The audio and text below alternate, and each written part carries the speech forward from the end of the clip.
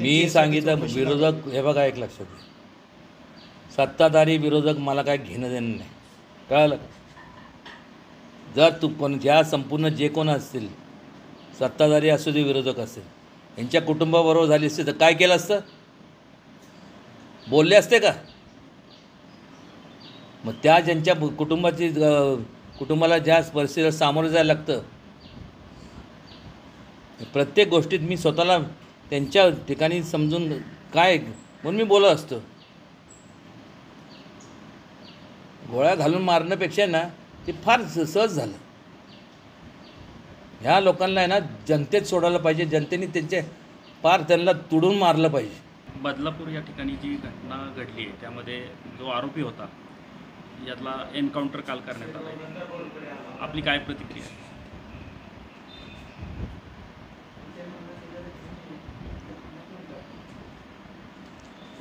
प्रतिक्रिया काय द्यायची मला सांगा. प्रत्येक गोष्टीकडं जर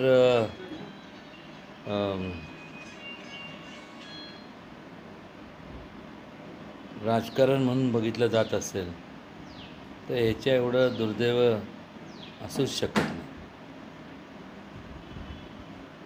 आज ही जी बदलापूरमध्ये जी घडली याच्या अगोदर पण भरपूर घटना घडल्या. काय झालं त्याचं?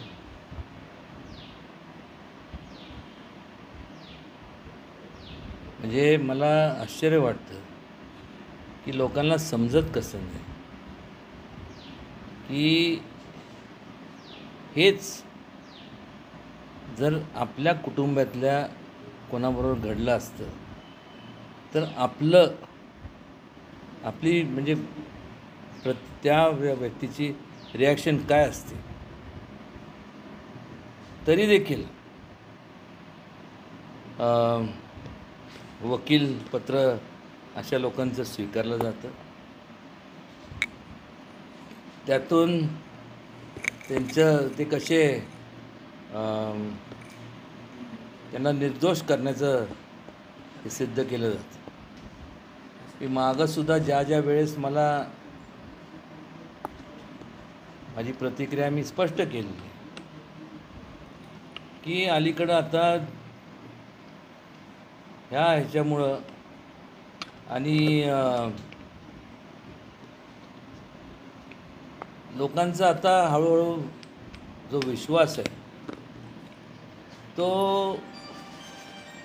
न्यायव्यवस्था असेल किंवा मग तुमचं जे पोलीस डिपार्टमेंट असेल यांच्यानं उडत चाललं आहे किंवा उडाला असं म्हणलं तरी हरकत नाही.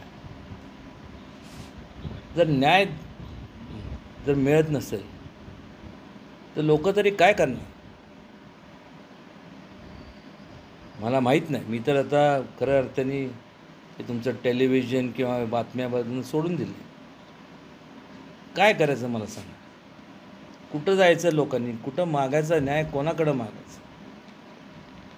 ज्या लोकांना मग कुठल्याही पक्षातले असतील, जे कोण त्यांचे लोकप्रतिनिधी असतील त्या विभागातले, तर त्यांच्याकडे जाणार नाही किंवा न्यायदेवतेकडे जाणार नाही किंवा पोलीस प्रशासन किंवा जिल्हा प्रशासनाकडे जाणार नाही तर कोणाकडे न्याय मागायचा? आणि हे असं घडत जाणार. त्याचं कारण सांगतो तुम्हाला. कारण की धाक जो म्हणतो ना तो आता राहिलेला नाही, शिल्लक राहिलेला. प्रत्येकजण जोपर्यंत स्वतःच्या म्हणजे कोणाच्यावर असं प्रकार होऊ नये अशी मी माझ्यासाठी छत्रपती शिवाजी महाराज देव आहेत की त्यांच्या चरणी मी प्रार्थना करतो. कोणीही असू दे, असे घडतात ना. त्या काळात ज्या पद्धतीने महाराजांनी त्यांनी न्यायव्यवस्था केली त्या प्रकारची न्यायव्यवस्था झाली पाहिजे. किंबहुना एखादा संपूर्ण न्याय ह्याच्यात म्हणजे तुमच्या कायद्यात बदल करा. काय होणार आहे? एखाद्याने रेप केला किंवा असं केलं, काही करू नका, कशाचाही विचार करायचा नाही. सरळ लोकांसमोर त्याला जाहीर फाशी देऊन टाका किंवा लोकांच्या ताब्यात द्या.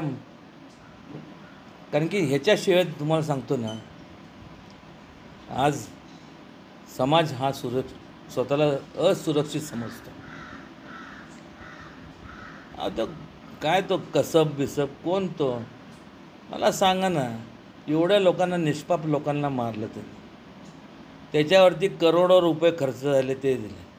हे जर संपूर्ण जर दुसऱ्या देशात असतं तर ते त्या देशातल्या लोकांनी एक क्षणभर विचार न करता त्याला गोळ्या घालून मारून टाकलं असतं.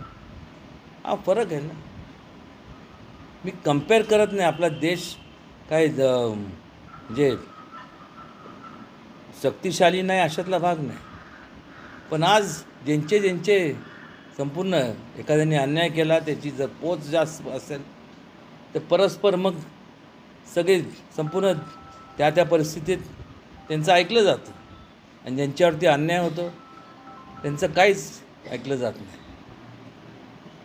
म्हणजे कुठलीही बाबत, किरकोळ बाबत असू दे, म्हणजे एखादं तुमचं हे व्यवहार असेल किंवा तुमचं जमिनीचं काय असेल, त्याच्यावर सगळ्या बाबतीत ह्या प्रत्येकाने जर विचार केला नाही तर अवघड आहे.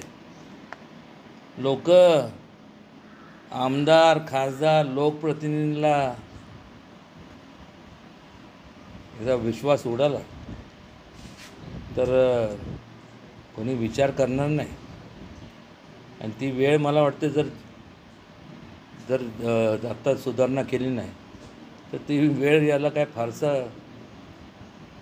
म्हणजे काळ वाट बघावी लागणार नाही. महाराज, तुम्ही एकीकडे तुमचा विचार असा सांगितला तुम्ही की जाहीर शिक्षा झाली पाहिजे फाशीची. पण आज जी घटना घडली आहे याच्यावर विरोधक वारंवार सांगतात. मी सांगितलं विरोधक, हे बघा एक लक्षात घ्या, सत्ताधारी विरोधक मला काय घेणं देणं नाही, कळलं? जर ज्या संपूर्ण जे कोण असतील, सत्ताधारी असू दे विरोधक असेल, यांच्या कुटुंबाबरोबर झाली असते तर काय केलं असतं? बोलले असते का? मग त्या ज्यांच्या कुटुंबाला ज्या परिस्थितीला सामोरं जायला लागतं,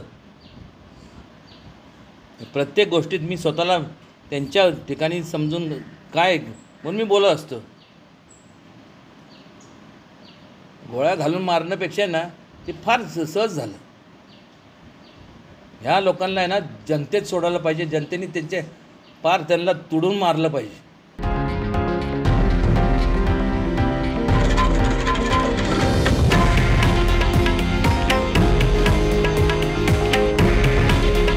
हे आहे देशातील नंबर 1 न्यूज नेटवर्क आणि आपण पाहत आहात TV9 मराठी. काळजी तुमची, हित महाराष्ट्राचं.